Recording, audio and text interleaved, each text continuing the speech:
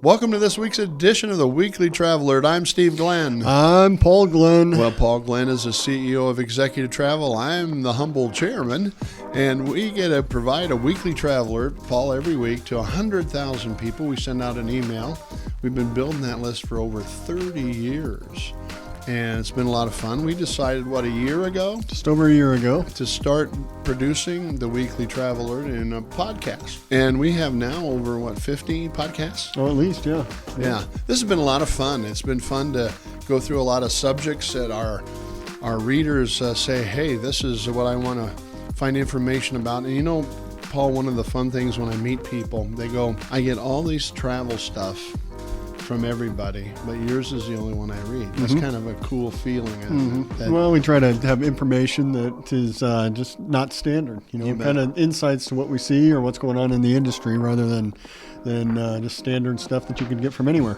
Today, we've got a powerful message because the headlines read, are U.S. airlines headed toward bankruptcy? 6 giant warning signs to watch. Ladies and gentlemen, I'm watching the news, I'm watching the economy, and I'm thinking things don't add up.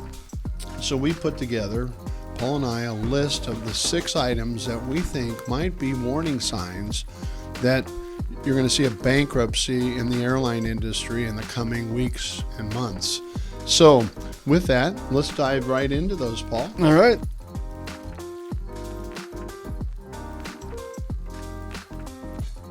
Number 1. Skyrocketing labor costs. A few months ago, American announced a 40% increase in their pilots' pay. United and Delta followed suit. Yep.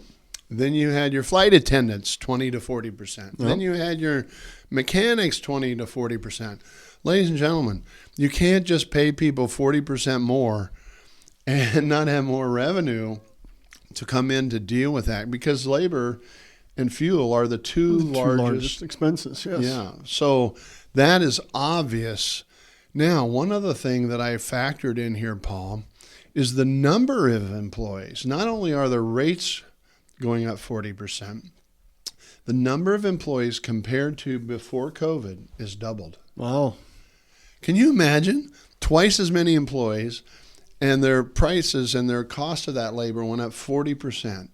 That spells doomsday. That doesn't work to have black on the bottom of your income statement, that's for sure. Now, I'm not a stockbroker, and don't listen to me, ladies and gentlemen, for your stock picks. But would you own stock in an airline today, Paul? Probably not today, but I think maybe afterwards, because what we've seen historically is they're too big to fail. Too big to fail. The government always comes in and helps them out. So I think that's the reality is we see this. And, at what point do you think that's what they're banking on? Is they're doing these negotiations only to know that at some point it's going to push them beyond where they're profitable. Then they got to come back to the table. Yeah, we've seen this how many times in 38 years. So we've been doing this. Number 2, their flights are full. And there's no room to grow. Basically, Paul, their flights that I've been on, I'm not seeing empty seats. No, they're all full. They're telling me they're flying at 90% full, which basically means they're full most of the time, which means you can't add more revenue. You can't add more seats, so to speak. And so that's the second area that I sense is that you just can't add more people in those flights. The third item that I have listed on this week's Weekly Traveler, and why I think and am concerned about the bankruptcy of some airlines, is there's a limited supply of new aircraft. And what we saw is the airlines were expecting to bring on in 2024 almost 500 new airplanes.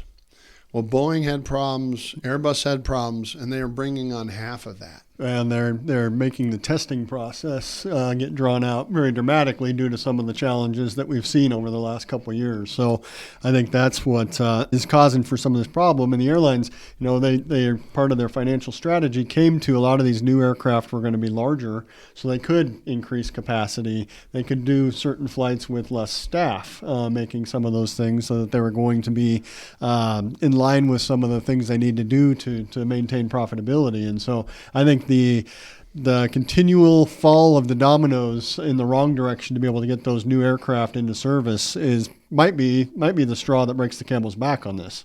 You bet. And I know they're trying to get in bigger aircraft as well. So item number 4 on this week's list of 6 giant warning signs about the airline's financial condition. Airlines have lost the ability to raise prices higher than they already have. They call that price elasticity. And it basically means, Paul, they reached a point with pricing, they can't raise it farther because there's pushback from the consumer. It's supply and demand, right? So they've got heavy demand, but they can't squeeze out more money on the higher end of prices. They still have to deal with the low-cost carriers that are out there. And as you look at that capacity that they've added over the last 10 years or so, there are more low-cost carriers that are out there, and their marketing programs that are starting to obtain people's business. And, Southwest has been a big part of that over the last couple of years, coming into the standard booking process so that they're more accessible. And as we've already talked about, they're going down the path of going to be adding assigned seats and things like that. So, you've got these the competition that's out there that is starting to take away some of that business opportunity. So yeah, they definitely, the price is something that with technology and all the tools that are out there, the consumer's gotten wise and figured out how to make sure that they're not paying more than they need to. You bet. Item number 5 on this week's warning signs that some airlines may go into bankruptcy. There's only 2 airlines, get this, Paul, that aren't junk bond status. Sorry? There's only 2 investment grade airlines. You've got Southwest and you got Delta. Okay. And Delta's kind of on the edge, even Delta. So basically and Wall Street says these are junk bonds. Basically mean they have high risk of financial peril. And that's another warning sign that obviously we know about. Number 6. In a recession, airlines could face a nosedive. Paul, how many months in a row have we said we're going into a recession or we're not going into a recession? We're riding the highest wave in the history of airlines, okay? There's actually only one way from here. If they can't be profitable now, they can't be profitable Boom. in any situation. It's ready for a nosedive. And so with that, those are the 6 items. And one of the things that I am very concerned of, Spirit Airlines, which is one of the largest airlines, low-cost carriers, is really on the edge of going bankrupt.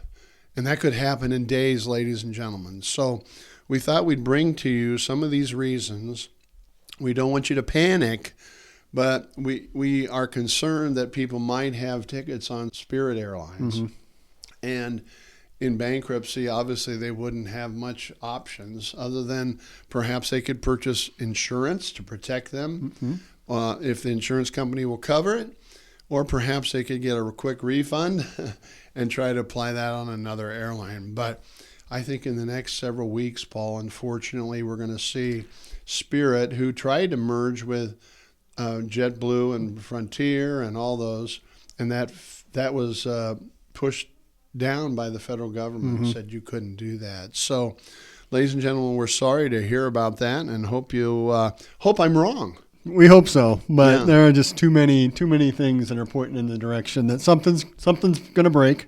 You bet. And the nice thing is if we look at the history, the big 3. United, Delta, and American, that they're so big that the government won't let them fail. So I think that's something that as we look at history, but as you mentioned, travel insurance is something to consider to make sure you're protecting that investment. And we'll just have to see how it plays out.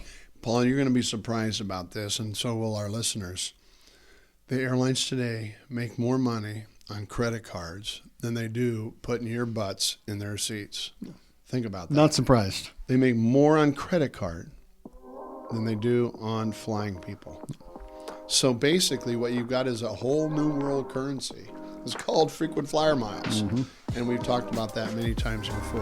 Thank you for joining us. Please like, subscribe, share, and add any comments or feedback on topics that would be of interest for future episodes. We'll see you next week.